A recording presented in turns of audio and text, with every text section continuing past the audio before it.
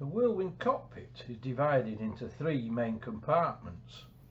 The forward compartment, enclosed by the armoured bulkhead and the diaphragm bulkhead, house the electrical services and access to the rear of the instrument panel.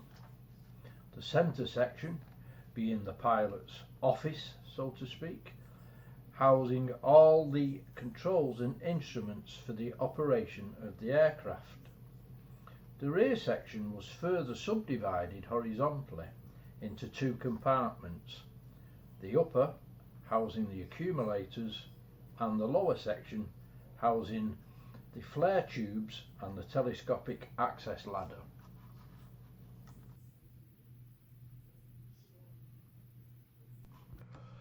The electrical compartment consisted of a deep box structure formed by the armoured bulkhead, instrument bulkhead and internal walls, creating three compartments. The starboard compartment housing the radio mast and brackets, along with the rear of the starboard instrument panel. The centre section housing all the electrical service equipment and the rear of the blind flying panel.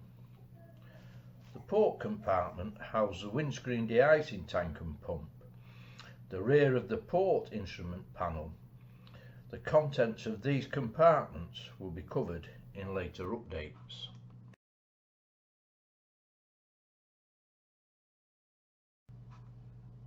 Access to these compartments was via a large opening on the top of the fuselage. This consisted of a fixed coaming riveted to the cockpit's forward structure and the outer skin, the coaming holding the Zeus quick release screws for the cover.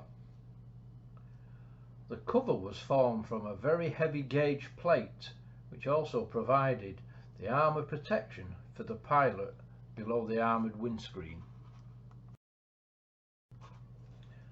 The pilot's compartment incorporated the pilot's seat, the engine controls, elevator trim wheel, emergency hand pumps, reflector sight, canopy controls and all the flight and service instruments required to fly the aircraft, but strangely not the main flight controls, which in reality are part of the wing centre section.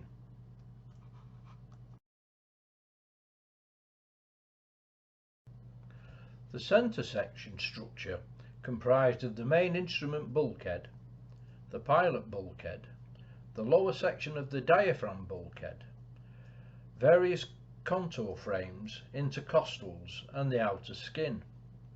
The forward section being bounded by a very complex top coaming.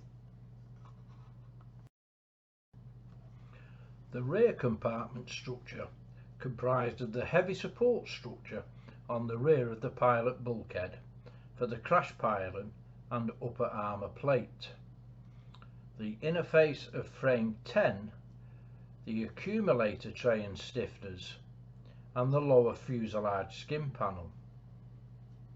The upper section housing the two accumulators, the lower one housing the two parachute flare tubes and the complex telescopic ladder and bracket. The lower skin panel carried the two spring-loaded hinged flare discharge flaps and the ladder closure plate coaming.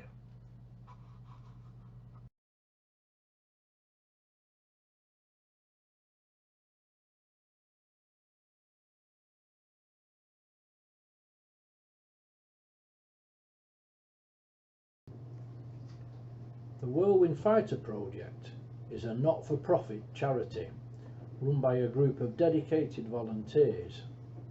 If you feel you could assist in recreating this iconic World War II fighter, please visit our Facebook and web pages. Any donations can be made through our GoFundMe page. Also, please visit our active partner in the Whirlwind Fighter project and future home of the Whirlwind, the Kent Battle of Britain Museum. Many thanks.